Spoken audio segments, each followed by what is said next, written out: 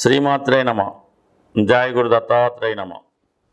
ఈ వీడియోలో మనం 22వ తారీఖు జూన్ నెల సాయంత్రం 5 గంటల ప్రాంతంలో కర్కాటక రాశిలో ప్రవేశిస్తున్నటువంటి బుధగ్రహ ప్రభావం వివిధ రాశుల వారి మీద ఏ విధంగా ఉండబోతుంది అని తెలుసుకునే ప్రయత్నంలో మరి ఎప్పుడూ కూడా ఈ బుధగ్రహం సుమారుగా ఒక 40 రోజులు, మ్యాక్సిమం 20 రోజులు, 15 రోజులు కూడా ఒక రాశి నుంచి ఒక మారిన సందర్భాలు ఉన్నాయి. అయితే అతి రేరుగా 69 రోజుల పాటు ఒకే రాశిలో ఉండడం అన్నది ఎప్పుడో కానీ ఈ విధంగా జరగదు, కానీ అప్పుడప్పుడు జరుగుతూ ఉంటుంది. సో దీని కారణం ఏంటంటే ఇదే రాశిలో ఈ బుధుడు వక్రగమనం పొందడం, మళ్ళా రుజు మార్గంలోకి రావడం, ఈ చర్యల్లో మరి ఈ గ్రహం కొద్ది రోజులు అతి వేగంగాను, కొన్ని రోజులు అతి నెమ్మదిగాను ఈ విధంగా సంచరించడం వల్ల ఎక్కువగా దీని ప్రభావం కంపల్సరిగా వివిధ రాశుల వారి మీద ఏదో విధంగా కనబడడం జరుగుతూ ఉంటుంది. అయితే 22 జూన్న ప్రవేశించినటువంటి ఈ బుధగ్రహం ఆగస్టు 30వ తారీఖు వరకు అదే రాశిలో సంచరించడం జరుగుతూ ఉంటుంది.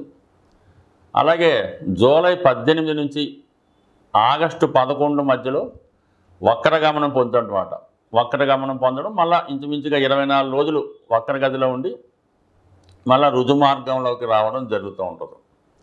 సాధారణంగా బుధుడు ఇండివిజువల్గా స్వతంత్రంగా తన ఫలితాన్ని ఇవ్వడం, శుభులతో కలిస్తే శుభ ఫలితాన్ని, పాపులతో కలిస్తే పాప ఫలితాన్ని ఇస్తాడు. లేనప్పుడు న్యూట్రల్గా బుధుడు తన ఫలితాలను ఇవ్వడం జరుగుతూ ఉంటుంది.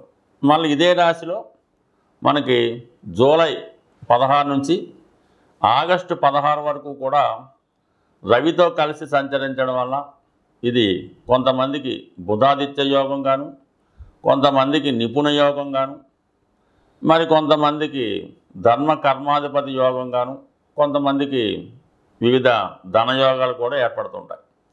కేంద్ర కోణాధిపతులుగా ఒకలాగా, భాగ్య రాజ్యాధిపతులుగా ఒకలాగా, ఈ విధంగా వివిధ రాశుల వారి మీద ఈ బుధాదిత్య యోగ ప్రభావం కూడా రావడం జరుగుతుంటుంది.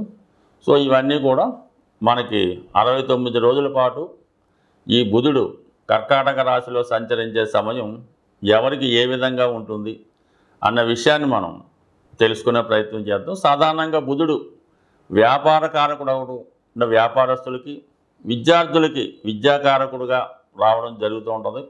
సో ఏదైనా జాతకంలో బుధుడు బలంగా ఉంటే వాళ్ళు అటు విద్యలోనూ, అటు వ్యాపారంలోనూ, ధన సంపాదనలోనూ, అలాగే భూములు, స్థిరాస్తులు సంపాదించడంలో కూడా చాలా బలమైనటువంటి నిర్ణయాలు, ఆశయాలు, ఆలోచనలు ఈ బుధుడు జాతకంలో ఉండడం వల్ల వారికి కలగడం జరుగుతూ ఉంటుంది.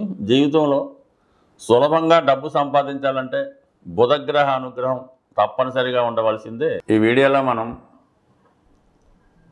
వృషభ రాశి వారికి బుధగ్రహ సంచారం వల్ల ఏ విధమైనటువంటి లాభాలు కలుగుతాయి అని పరిశీలించే ప్రయత్నంలో మరి వృషభ రాశి వారికి బుధుడు ధన పంచమాధిపతిగా అత్యంత శుభగ్రహం. అలాగే జాతకులు ధనం సంపాదించాలన్నా, ధనాన్ని పొదుపు చేసుకోవాలన్నా బుధగ్రహ అనుగ్రహం తప్పనిసరి.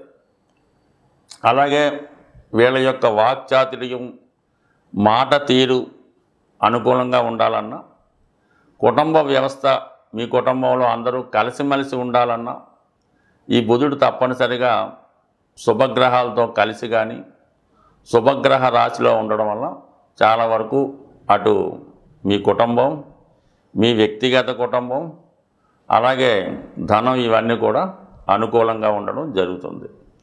ఇప్పుడు ఈ బుధుడు మీకు తృతీయ స్థానంలో చంద్రుడి యొక్క రాశిలో సంచరించడం జరుగుతుంది.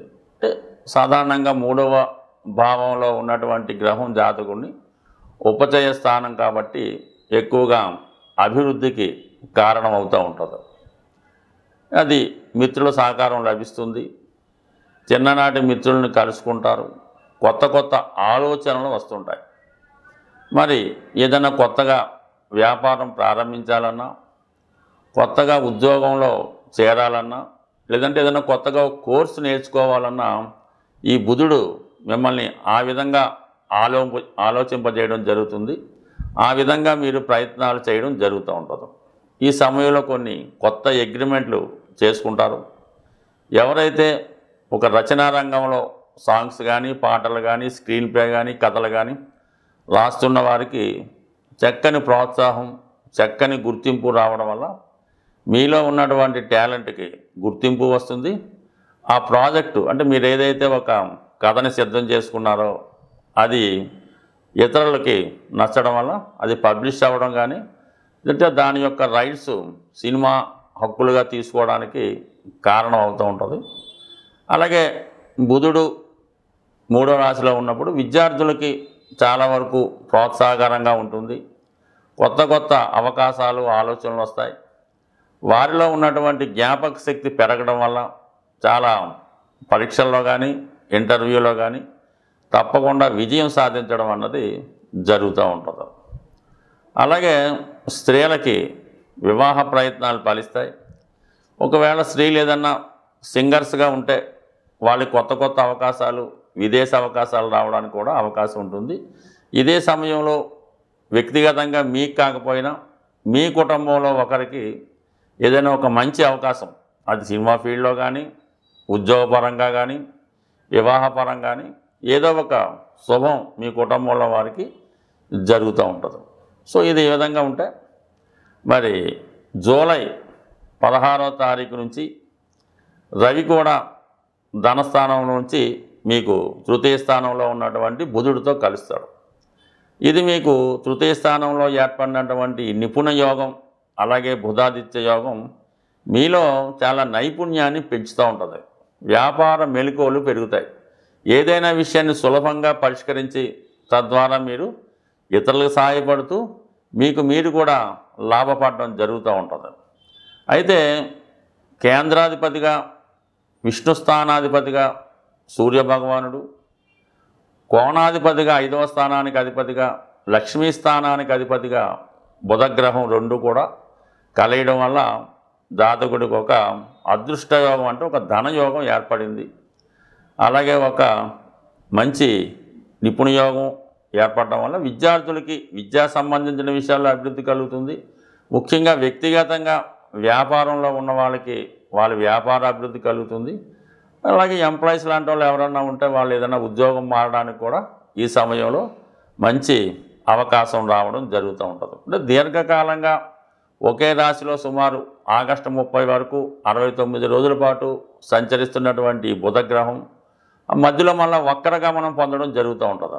ఎప్పుడు మనకి జూలై 18 నుంచి ఇంచుమించుగా మనకి ఆగస్టు 11 వరకు 24 రోజుల పాటు ఈ వక్రగమనంలో ఉన్నటువంటి బుధుడు కామన్గా మీరు విద్యార్థులైనా, లేదంటే ఉద్యోగ ప్రయత్నం చేస్తున్నా, లేదంటే ఏదైనా ఆర్థికంగా ధనం కోసం ప్రయత్నం చేస్తున్నా, గతంలో ఏదైనా మీరు ఒక ఎగ్జామ్ రాసి ఫెయిల్ అయి ఉంటే మళ్ళీ ఇంకొకసారి ఆ ఇంటర్వ్యూకి కానీ, ఆ ఎగ్జామ్ కానీ మీరు ఆగస్టు అంటే జూలై 18 తర్వాత ఆగస్టు 11 మధ్యలో మళ్ళీ ఇంకొకసారి ప్రిపేర్ అవుతాయి. అటు వీసా కన్నా దేనికన్నా ఇతర దేశానికి వెళ్ళడానికి కావాల్సినటువంటి వీసా కొరకు ప్రయత్నం చేస్తున్నా మళ్ళీ ఇంకొకసారి అంటే ఆల్రెడీ ఫెయిల్ అయిన వారు తిరిగి ప్రయత్నం చేయడం వల్ల ఈ సమయంలో మీరు గతంలో పోగొట్టుకున్నది, ఫెయిల్ అయినది తిరిగి మళ్ళీ పొందే అవకాశం ఉంటుంది.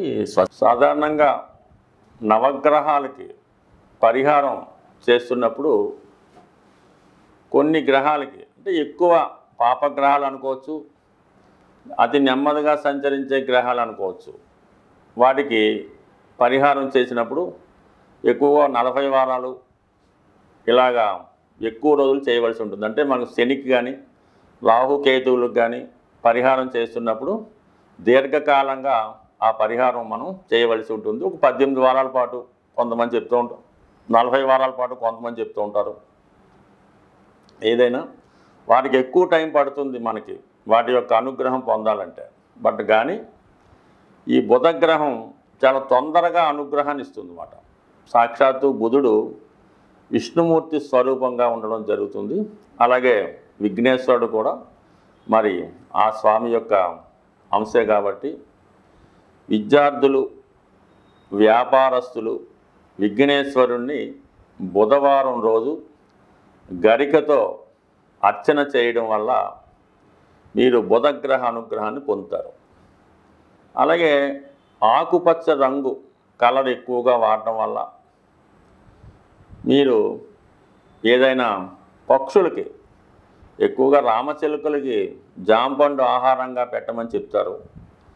ఇప్పుడు రామచిలుకలు లేవు కాబట్టి ఏదైనా పక్షులకి, ముఖ్యంగా పెసలు ఆహారంగా వేయడం వల్ల, అలాగే విద్యార్థులు చదువుకునే పిల్లలకి, స్టూడెంట్స్కి పుస్తకాలు అంటే నోట్బుక్స్, పెన్నులు, పెన్సిళ్ళు వగైరా వారికి పంచి పెట్టడం వల్ల విద్యార్థులకి, వ్యాపారస్తులకి అనుకూలత ఏర్పడుతుంది. అలాగే వివాహం అవటం లేదు, పెద్ద పెద్ద సమస్యలు ఉన్నాయనుకున్న వాళ్ళు వెంకటేశ్వర స్వామి ఆలయంలో వీలైతే ఒకసారి కళ్యాణం జరిపించుకుంటే అన్ని రకాల సమస్యలకి పరిష్కారం దొరుకుతుంది. అది సాధ్యం కాని వాళ్ళు బుధవారం రోజు మరి స్వామివారికి తులసి మాల లేదా తులసి దళాలతో అర్చన చేయించుకొని స్వామివారి యొక్క ఆశీస్సులు, తీర్థప్రసాదాలు తీసుకొని విష్ణు సహస్రనామాన్ని పారాయణ చేయడం కానీ, వినటం కానీ, లేదా గోవింద నామాలు చదవడం వల్ల స్వామి అనుగ్రహం కలుగుతుంది. సో ఆ విధంగా పరిష్కారం చేసుకోవచ్చు. ముఖ్యంగా బుధవారం రోజు అంటే ప్రతిరోజు కూడా తినచ్చు. నానబెట్టినటువంటి పెసలు ప్రతిరోజు తినడం వల్ల కానీ, బుధవారం తినడం వల్ల కానీ విద్యార్థులకి జ్ఞాపక శక్తి పెరుగుతుంది, పెద్దవాళ్ళకి వ్యాపార అభివృద్ధి కలుగుతుంది.